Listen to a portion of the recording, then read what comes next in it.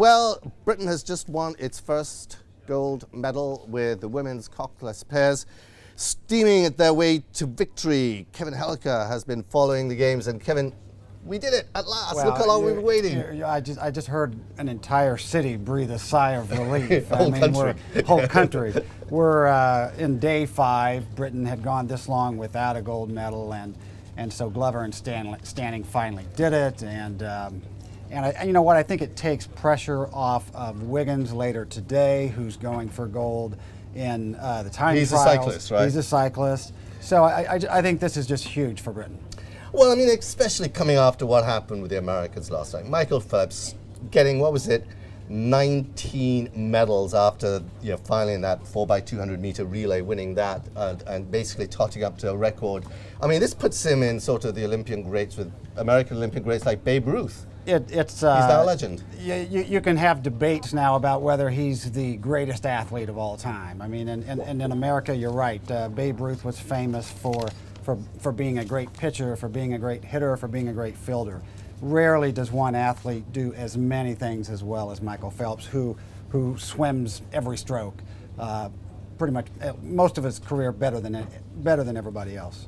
I mean, does this mean? I mean, he's only 27 now. Does this mean he's going to retire, or can we expect him back in 2016? You know, I think that Phelps and his teammate Ryan Lochte really do illustrate that age is relative. Phelps has been winning medals since 2004. He's been in the Olympics since 2000, and when yet he was 15, right? When he was 15, and yet and they're both 27. He's slowing down. Lochte, who's 27, is speeding up. Lochte's best years may be ahead of him. Phelps is kind of peaking. Phelps is calling this. He has at one point called this Olympics the Olympics of closure for him. So this could have been the last. Or you never know. You never know. Okay, fine, but he hasn't announced anything yet. What are the other major wins that we've seen for the U.S., Kevin? Well, the other most of the wins so far. This is the week of swimming, so most have been in that. Missy Franklin has won 1 gold. She's only 17. Others are expected.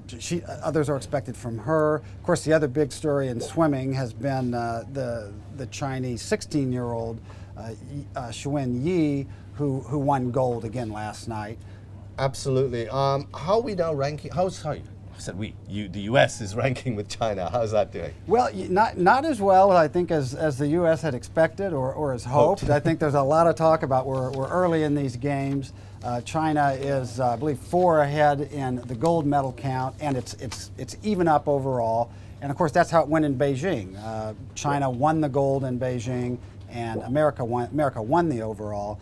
But China's doing better than many expected, and in particular, China hasn't always been that strong in the pool, and they've really come out strong. I mean, is there any chance that these levels might change in the latter parts of the games because, you know, different sports come into play?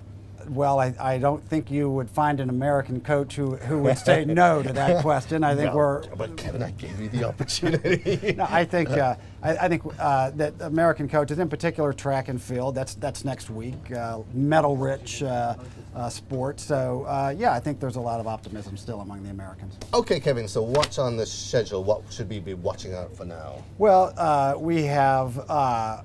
Again, I think the big event today, because there are American competitors for their gold, and in Britain you have Wiggins is going to be the track, the cycling time trials, and then at the pool tonight you have America and China continuing to battle it out, and Australia, which has traditionally been number 2 and is now at 4 or 5, it's trying to push its way up to the front of the pack.